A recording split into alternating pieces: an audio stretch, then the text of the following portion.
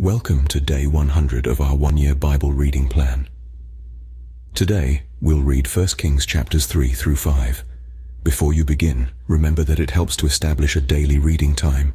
Begin with a short prayer, asking the Holy Spirit for wisdom and understanding. Always read for understanding and to hear from God, not just to finish today's reading. Please like, subscribe, and share this video to bless someone else. Now, let's begin. 1 Kings chapter 3. Verse 1. Solomon made an alliance with Pharaoh, king of Egypt, and married his daughter. He brought her to the city of David until he finished building his palace and the temple of the Lord and the wall around Jerusalem. The people, however, were still sacrificing at the high places because a temple had not yet been built for the name of the Lord. Solomon showed his love for the Lord by walking according to the instructions given him by his father David, except that he offered sacrifices and burned incense on the high places. The king went to Gibeon to offer sacrifices, for that was the most important high place, and Solomon offered 1,000 burnt offerings on that altar. At Gibeon, the Lord appeared to Solomon during the night in a dream, and God said, "Ask for whatever you want me to give you." Solomon answered, "You have shown great kindness to your servant, my father David, because he was faithful to you and righteous and upright in heart. You have continued this great kindness to him and have given him a son to sit on his throne this very day. Now, Lord my God, you have made your servant king in place of my father David. But I am only a little child and do not know how to carry out my duties. Your servant is here among the people you have chosen, a great people, too numerous to count or number. So give your servant a discerning heart to govern your people and to distinguish between right and wrong. For who is able to govern this great people of yours?" Verse 10. The Lord was pleased that Solomon had asked for this. So God said to him, "Since you have asked for this and not for long life or wealth for yourself, nor have asked for the death of your enemies but for discernment in administering justice, I will do what you have asked. I will give you a wise and discerning heart, so that there will never have been anyone like you, nor will there ever be. Moreover, I will give you what you have not asked for, both wealth and honor, so that in your lifetime you will have no equal among kings. And if you walk in obedience to me and keep my decrees and commands as David your father did, I will give you a long life." Then Solomon awoke, and he realized it had been a dream. He returned to Jerusalem, stood before the ark of the Lord's covenant, and sacrificed burnt offerings and fellowship offerings. Then he gave a feast for all his court. Now 2 prostitutes came to the king and stood before him. One of them said, "Pardon me, my lord, this woman and I live in the same house, and I had a baby while she was there with me. The 3rd day after my child was born, this woman also had a baby. We were alone. There was no one in the house but the 2 of us. During the night this woman's son died because she lay on him." Verse 20. "So she got up in the middle of the night and took my son from my side while I, your servant, was asleep. She put him by her breast and put her dead son by my breast. The next morning I got up to nurse my son, and he was dead. But when I looked at him closely in the morning light, I saw that it wasn't the son I had born." The other woman said, "No, the living one is my son. The dead one is yours." But the first one insisted, "No, the dead one is yours. The living one is mine." And so they argued before the king. The king said, "This one says, 'My son is alive, and your son is dead,' while that one says, 'No, your son is dead, and mine is alive.'" Then the king said, "Bring me a sword." So they brought a sword for the king. He then gave an order, "Cut the living child in 2, and give half to one and half to the other." The woman whose son was alive was deeply moved out of love for her son, and said to the king, "Please, my lord, give her the living baby, don't kill him." But the other said, "Neither I nor you shall have him. Cut him in 2. Then the king gave his ruling, "Give the living baby to the first woman. Do not kill him. She is his mother." When all Israel heard the verdict the king had given, they held the king in awe, because they saw that he had wisdom from God to administer justice. 1 Kings chapter 4, verse 1. So King Solomon ruled over all Israel, and these were his chief officials: Azariah son of Zadok, the priest; Elihoreph and Ahijah, sons of Shisha, secretaries; Jehoshaphat son of Ahilud, recorder; Benaiah son of Jehoiada, commander-in-chief; Zadok and Abiathar, priests; Azariah son of Nathan, in charge of the district governors, Zabud son of Nathan, a priest and advisor to the king, Ahishar, palace administrator, Adoniram son of Abda, in charge of forced labor.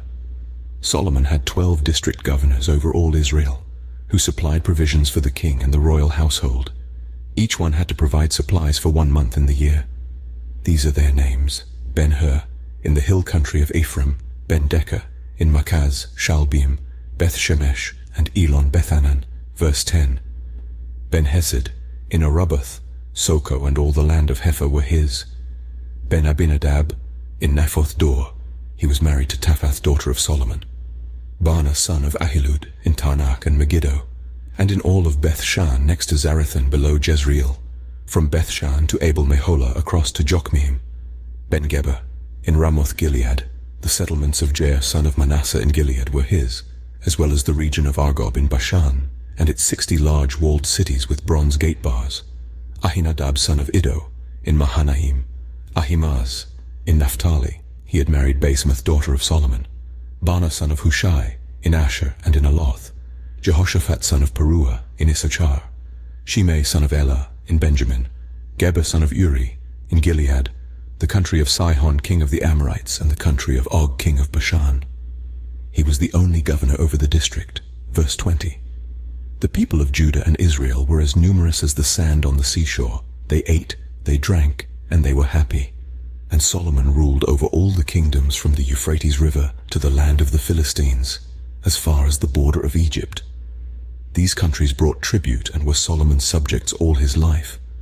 Solomon's daily provisions were 30 cors of the finest flour and 60 cors of meal, 10 head of stall-fed cattle, 20 of pasture-fed cattle, and 100 sheep and goats, as well as deer, gazelles, roebucks, and choice fowl. For he ruled over all the kingdoms west of the Euphrates River, from Tifsah to Gaza, and had peace on all sides. During Solomon's lifetime, Judah and Israel, from Dan to Beersheba, lived in safety, everyone under their own vine and under their own fig tree. Solomon had 4,000 stalls for chariot horses, and 12,000 horses. The district governors, each in his month, supplied provisions for King Solomon and all who came to the king's table. They saw to it that nothing was lacking. They also brought to the proper place their quotas of barley and straw for the chariot horses and the other horses. God gave Solomon wisdom and very great insight, and a breadth of understanding as measureless as the sand on the seashore. Verse 30. Solomon's wisdom was greater than the wisdom of all the people of the East, and greater than all the wisdom of Egypt. He was wiser than anyone else, including Ethan the Ezrahite, wiser than Heman, Calcol, and Dada, the sons of Mahol, and his fame spread to all the surrounding nations. He spoke 3,000 proverbs, and his songs numbered 1,005. He spoke about plant life, from the cedar of Lebanon to the hyssop that grows out of walls. He also spoke about animals and birds, reptiles and fish. From all nations people came to listen to Solomon's wisdom, sent by all the kings of the world, who had heard of his wisdom. 1 Kings chapter 5, verse 1. When Hiram king of Tyre heard that Solomon had been anointed king to succeed his father David, he sent his envoys to Solomon, because he had always been on friendly terms with David. Solomon sent back this message to Hiram: "You know that because of the wars waged against my father David from all sides, he could not build a temple for the name of the Lord his God until the Lord put his enemies under his feet. But now the Lord my God has given me rest on every side, and there is no adversary or disaster. I intend therefore to build a temple for the name of the Lord my God, as the Lord told my father David when he said, 'Your son whom I will put on the throne in your place will build the temple for my name.' So give orders that cedars of Lebanon be cut for me. My men will work with yours, and I will pay you for your men whatever wages you set. You know that we have no one so skilled in felling timber as the Sidonians." When Hiram heard Solomon's message, he was greatly pleased, and said, "Praise be to the Lord today, for he has given David a wise son to rule over this great nation." So Hiram sent word to Solomon, "I have received the message you sent me and will do all you want in providing the cedar and juniper logs. My men will haul them down from Lebanon to the Mediterranean Sea, and I will float them as rafts by sea to the place you specify. There I will separate them and you can take them away. and you are to grant my wish by providing food for my royal household. Verse 10.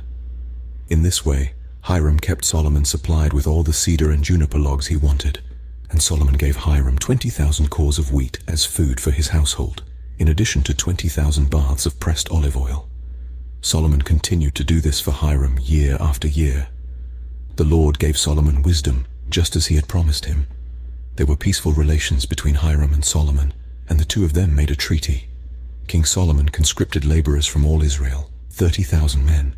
He sent them off to Lebanon in shifts of 10,000 a month, so that they spent 1 month in Lebanon and 2 months at home. Adoniram was in charge of the forced labor. Solomon had 70,000 carriers and 80,000 stone cutters in the hills, as well as 3,300 foremen who supervised the project and directed the workers. At the king's command, they removed from the quarry large blocks of high-grade stone to provide a foundation of dressed stone for the temple. The craftsmen of Solomon and Hiram and workers from Byblos cut and prepared the timber and stone for the building of the temple. This concludes 1 Kings chapters 3 through 5 for day 100. We hope you are enjoying these daily videos. Remember to check the description box for links and resources. Thank you for watching. Please like, share, and subscribe. Your support helps spread God's word to reach more people on YouTube. We'll see you in the next video for our day 101 reading.